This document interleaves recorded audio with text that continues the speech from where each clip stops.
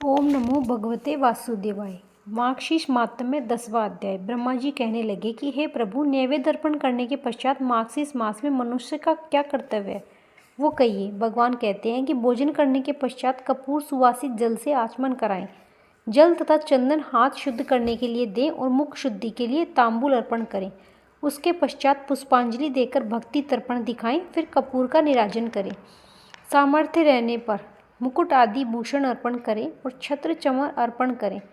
प्रसन्न मुख श्याम सुंदर शरीरधारी प्रभु का ध्यान करके स्तोत्र आदि से जप करें। शंख चांदी की बनी हुई माला तथा स्वर्ण की माला या कमल के सुंदर मूंगे की मोती तथा मणि की इंद्रजी की माला से जप करें। चलते हुए, हंसते हुए, इधर उधर देखते हुए, पैर पर पैर रखकर, सिर पर हाथ रखकर, खड़े होकर तथा अशांत मन से विद्वान कभी जप न करे। जप, व्रत, होम, पूजन आदि में चुप रहकर गृह में जप का 1 गुणा, गौशाला में 10 गुणा, नदी के किनारे पर 100 गुणा, अग्निहोत्रशाला में 1000 गुणा और तीर्थ आदि में जप करने से लाख गुना फल होता है। मेरे सामने जप करने में अनंत फल होता है। जो मनुष्य मार्गशीर्ष मास में इस प्रकार जपोदय करता है वह भक्ति का मार्ग अपनाता है। पृथ्वी के दान का फल प्राप्त होता है। मेरे सहस्त्र नाम अथवा केवल एक नाम को पढ़ते हुए प्रदक्षिणा करने से उसके महापाप भी नाश हो जाते हैं। सप्तद्वीप सहित पृथ्वी की प्रदक्षिणा का फल प्राप्त होता है। मेरी 3 बार प्रदक्षिणा करने से 7 दिन के पापों का नाश हो जाता है और 10 दिन के दैहिक पापों का नाश उसी समय हो जाता है।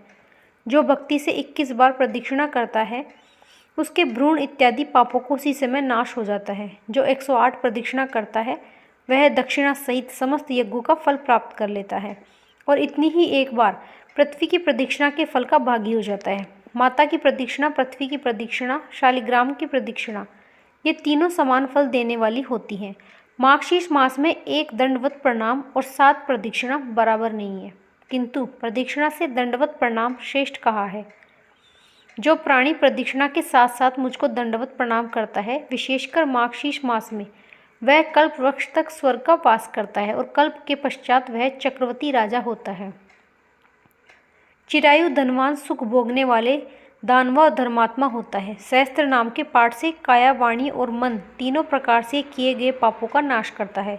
अब अधिक कहने से क्या, मैं तुमको अत्यंत गुप्त बात कहता हूँ कि मुझको दामोदर नाम से अति प्रीति है, क्योंकि जिस समय गोकुल में मेरी माता यशोदा ने दति के पात्र के फोड़ने से मुझको ओखल के साथ रस्सी से मजबूती से बांधा, उसी समय मेरा नाम यह प्रसिद्ध हुआ।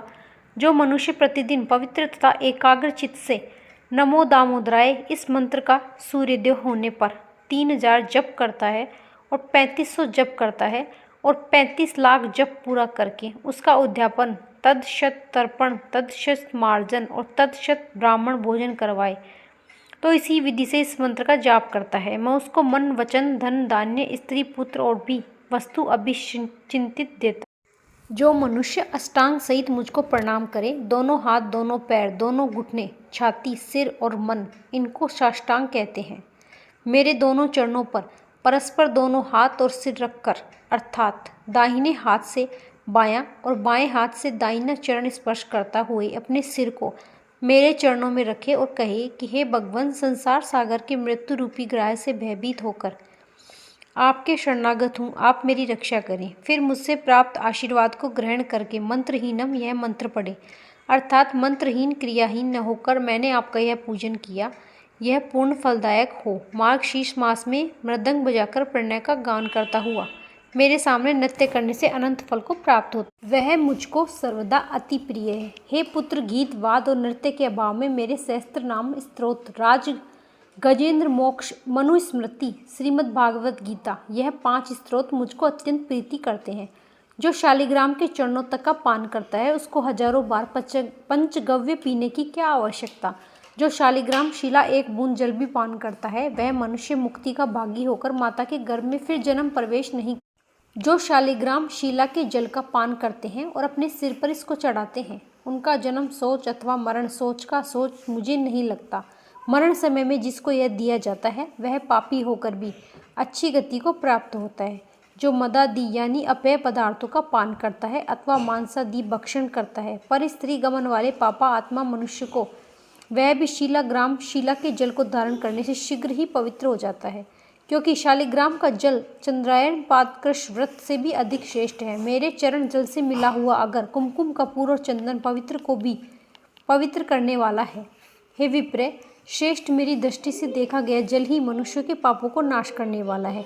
और यदि मेरे चरणों का जल हो तो फिर कहना ही क्या। तुम मेरे अति प्रिय हो और ज्येष्ठ पुत्र हो, इसलिए विशेष प्रिय होने के कारण मैंने अपना यह रहस्य तुमको बताया। इति श्री स्कंद पुराण मार्गशीर्ष मास महात्म्य में 10वां अध्याय समाप्त हुआ। जय श्री राधे।